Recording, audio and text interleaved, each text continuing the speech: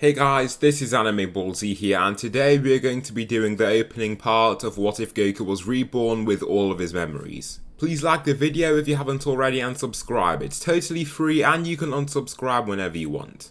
There's nothing much else I'd like to say in the intro, so without further ado, let's get into the video.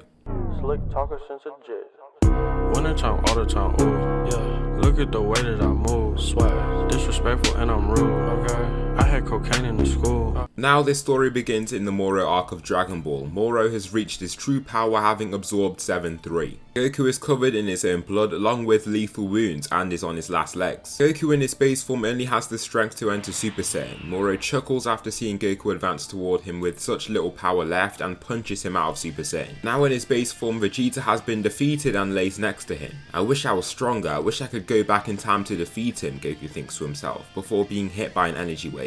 He is engulfed by it completely and just smiles as his body disintegrates. Suddenly though, he opens his eyes and shoots up from a bed that he is currently in. What's happening? He asks himself, touching his body. He can see that he is now a child and is within Grandpa Gohan's home. Things are very confusing, but he soon realizes that his call was heard. He has been reborn. Initially his power level is around 8 or so and he can't do much, however he still has all the mind to complete the abilities that he knows, but just without the physical body along with it. While training, he secretly performs the Kamehameha and sees that he can do it just fine. He also uses instant transmission and things that don't really require a strong body, just technique. He can also fly with ease, just not very fast at all. He doesn't want his life to drastically change here because he won't meet people that significantly change his life. The people around him that grow to become his friends don't know him just yet, and he'll have to meet and befriend them in similar ways to have a similar relationship with those people in the future. What changes initially is that Goku absolutely never looks at the moon. Grandpa Gohan doesn't then die since he knows what will happen if he does. His first instinct is to remove it though.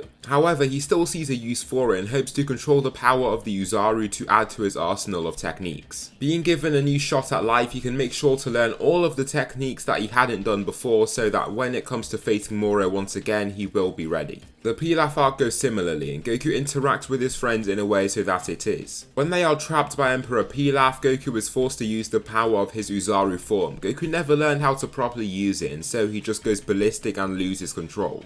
However, his mindless fury and power is exactly what they need in that situation to escape the prison. By the beginning of the Tournament Saga, Goku had been training with Grandpa Gohan and training himself more. Goku definitely got more hardworking over the years, and with an adult man's discipline within a child's body, he can make much more progress. He is also wise after receiving divine training from people like Whis, so he knows exactly what he needs to do to get stronger. He grows to a power level of 50 at the beginning of the Turtle School training and reaches a power level of 160 by the end of it. He already knows the techniques that Master Roshi can show him and is an elite warrior compared to everyone around him. He has had divine training under angels and decades upon decades of fighting experience. All of this really shows once they get to the 21st Tenkaichi Budokai.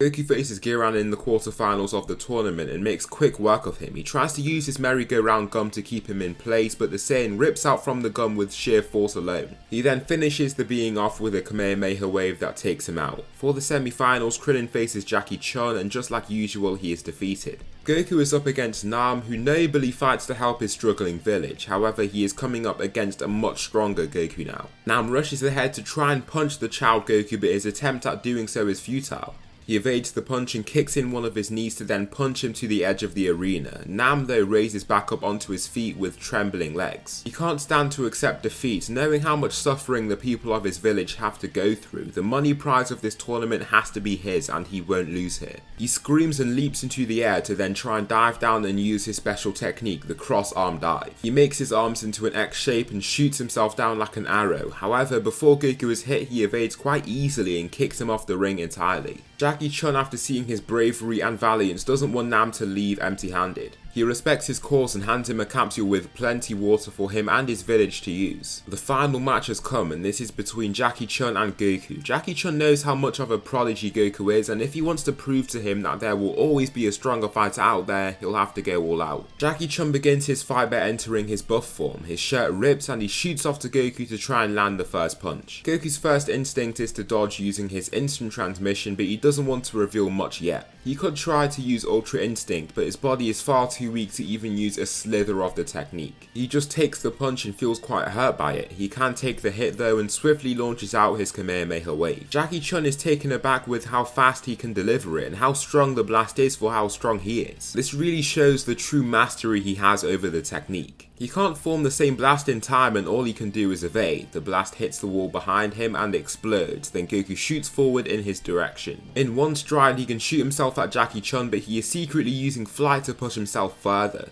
He lands a punch of his own and the two warriors continue their fight. For now they seem like equals, but Jackie Chun does not have all the time in the world. This form of his should only be used in short bursts for things like a single final attack. You can see that he is doing some damage to Goku because he is faster and stronger, but he seems quite nimble and technical for his size and age. He is very hard to hit nonetheless, and Jackie Chun is growing very tired. Seeing that there is little left that he can do, he steps back and begins charging his ultimate attack, his full power Kamehameha wave. Using the last of his strength, he launches the blast and Goku retaliates with a blast of his own. The two blasts collide and push at each other fiercely. Goku's initially seems weak and there is little that he can do. He can see the blast approaching him and doesn't want to lose here. The only things that come to his mind is trying to use Super Saiyan and Kaioken. The basic form of Kaioken could be enough, but his body just isn't at the level to use that form yet. Therefore, he takes a gamble and uses his Super Saiyan form. Just as he expected, he can use grade 4 and doesn't feel much strain on his body at all. He easily overpowers Jackie Chun's blast and pulls up his blast so that he just misses his master. With a 50 times multiplier, Goku's current power level is 8,000. Before his master can properly see him, he returns to his base form, but Yamcha and Krillin see him clear as day. Did you see that? His hair went blonde for a second, Krillin says with surprise. Blonde? There's no way, Yamcha says. They see his hair fall down and return to black, then they look at each other with confusion. Goku makes sure that the Red Ribbon Army Saga goes similarly. However, Tao Pai Pai is taken out much more quickly by Goku, who uses Super Saiyan to finish him off in a flash. Goku and his team are looking for the final Dragon Ball and are subduing pretty much all the fighters of the Red Ribbon Army, and there is only 4 fighters that Fortune Teller Baba can send to fight Goku because Grandpa Gohan is still alive. They subdue the fighters then and receive the Dragon Ball that they wish to acquire. What comes next is the 22nd Tenkaichi Budokai. With Goku being much stronger now, with a power level nearing 300, he ends up training with Master Roshi as his main sparring partner. He doesn't make much progress since he is much weaker than him. He can help his master grow much more though. This means that Master Roshi grows during his training too, allowing himself to use his buff form for longer. Krillin has become slightly stronger from facing a stronger version of Goku. Seeing Goku being much stronger and lauded as a strong warrior at this rendition of the tournament makes him even more willing to perform.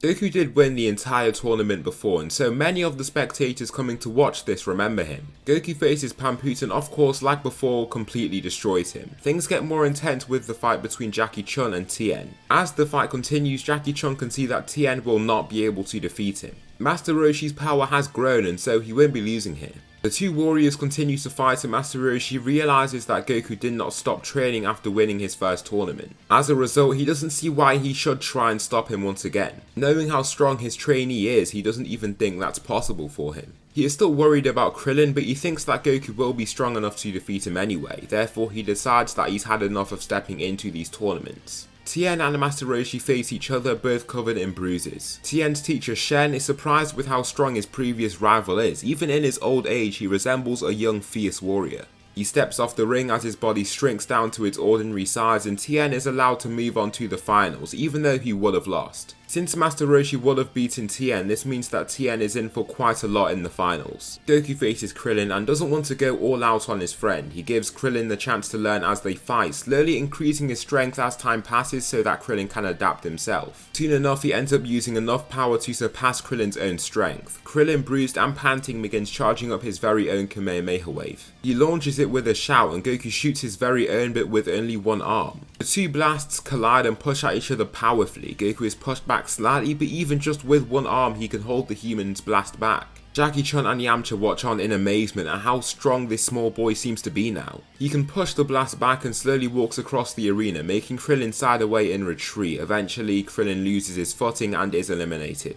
Goku helps him up and the final match is between Goku and Tien. This time he wants to show off the power of the Turtle School and aims to finish him off in one fell swoop. Tien rushes at Goku and tries to attack him. He seems angrier than Goku remembers, and this is because of his humiliating win over Jackie Chun. He didn't even win by defeating him, and from the fight wasn't going to win if the fight continued. Goku enters his Super Saiyan form just like before and lands a single punch before returning to his base form. He enters the form for below a second, but the fighters can see this transformation more clearly. His punch was light, but Tien still crashes through an entire wall and is left unconscious. Tien, holding his head after the tournament is over, gives Goku his respect for defeating him so easily. Goku respects him and says that he is a good fighter. In the end, Goku knows what is about to happen. Krillin is about to die for the first time. He has been training and believes that he should be strong enough now. In Super Saiyan, he could easily defeat his Saiyan Saga self that fought Vegeta. He remembers the Matthew burn when he is at Master Roshi's home. He sees the rice cooker in the corner of his kitchen. Goku deliberately leaves his stuff at the tournament and Krillin offers to go there to get his stuff back for him like he did in canon. However, Goku is persistent and says that he'll go himself. Heading back to the tournament, he stands ahead of his Dragon Ball to meet Tambourine. "It's you," Goku says, clenching his fists. He can feel anger bubbling inside him as he sees the person that killed his best friend in his past life. Tambourine is taken aback by his statement because he has no clue who this young boy is. Goku powers up into his Super Saiyan form and he blows Tambourine back with his aura alone. Tambourine is simultaneously awestruck and horrified by the ethereal golden being. Goku rushes at him and punches him once, launching him through the entire building. Goku doesn't want to kill and he isn't like his Red Ribbon self. He did kill people in his time facing the Red Ribbon army in his second life, but that was only because he made sure things would go similarly to how they happened in his past life. Goku zooms at him again and kills him with just his second punch. His fist goes right through his entire body and chest. Blood covers his fist and Tambourine dies just like that. King Piccolo looks very disappointed at the effort of Tambourine. Since he hasn't returned, he assumes that he's been killed. He creates his next child, Symbol, to take his place in the mission, and his task is to try and search for the Dragon Balls. Goku recalls him meeting Yajirobe at this time, and so he heads over to the forest where he found him. He acts in almost the exact same way that he remembers, and they have a quick fight. Goku holds back a lot to make sure that the fight ends in a stalemate, like it did in his first life. However, Symbol arrives shortly after, and Goku sees no need to hold back now. His base form will be more than enough to take down this beast, and this is what he does. He dashes towards Symbol and crushes his ribcage with his initial kick. Symbol falls back using his wings so that he can stay on his feet. However, the pain he feels is too great. His mind is shrouded by agony and as a result he can't properly retaliate. Seeing him not move, Goku takes this chance himself to kill him right there and then. Again, he feels this sense of guilt upon doing this, but he knows that it's for the best. King Piccolo, angered greatly by the death of his two children, heads right over to face him directly. This is going to prove to be quite bad for him since Goku is way stronger than him. However, Goku realizes that Piccolo may never get to live life if he kills him now. Yajirobe hides away as King Piccolo arrives at the scene and Goku is forced to let him defeat him. He takes punches and kicks while acting as if he's been injured greatly. Once this happens, he allows King Piccolo to escape as he does in canon, but secretly follows after him. He knows that he is heading for the Dragon Balls and sees King Piccolo and Master Roshi fighting. Upon seeing them both fight, Master Roshi reveals the electric rice cooker, and this is where the Saiyan has to step in. He knows that if his master was to use the Mafuba technique, he would die in the process. He appears in front of them both using instant transmission and stops Master Roshi from using the technique. "Get out of here, Goku, it's too dangerous," Master Roshi claims. "So, you came to receive another beating?" King Piccolo asks, cracking his bloody knuckles. Goku erupts with new power in Super Saiyan and places his hand back. "Please move back, Master. I have enough power, I'm sure of it," Goku says back, with a certain tone that exudes boldness and confidence. Master Roshi hears this, and to him this hasn't been said by the voice of a child. His golden appearance and straight face make him look far more mature. Then Goku turns back to King Piccolo. The old man rushes right at him and Goku catches his fist before throwing him away. Just this shove launches him tens of meters away and Goku teleports to arrive right in front of him. He then points to the Dragon Balls. "Get your wish, Piccolo, wish for your youth," Goku states. Tien, who has been paralyzed by Master Roshi, can't believe what he's hearing, and Chaozu is too weak to step in as well. King Piccolo gets his wish and becomes youthful, turning to Goku. "You are very, very stupid for letting me get this wish," he says, lifting his arms regally. Goku rushes forward and punches him once, making him cripple to his knees and cough blood in pain. He strugglingly raises to his feet again, then uses his demon wave. Goku jumps into flight right over it and lets it race over the ground. A large trail of scorched earth is left in the trail of the energy wave and Goku lands back on the ground.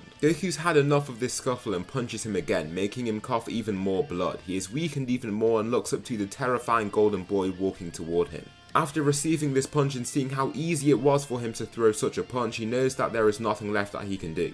He starts shouting and punching the ground in rage. He wished for his youth but is still unable to try and hurt this child. He shoots himself toward Goku and throws numerous punches that he can evade with ease. His body flows around each incoming attack and all that he can hit is his raging flowing aura. Goku shuts him down right away with a punch to his face, making blood drip out his nose and mouth. This Namekian is now seconds from death. Seeing that this is the last thing he may possibly do, he shoots his son into the skies above him. Seeing that the job is finally done, Goku lands a full power punch to his face that crushes his skull, while also destroying him. This brings an end to the Demon King.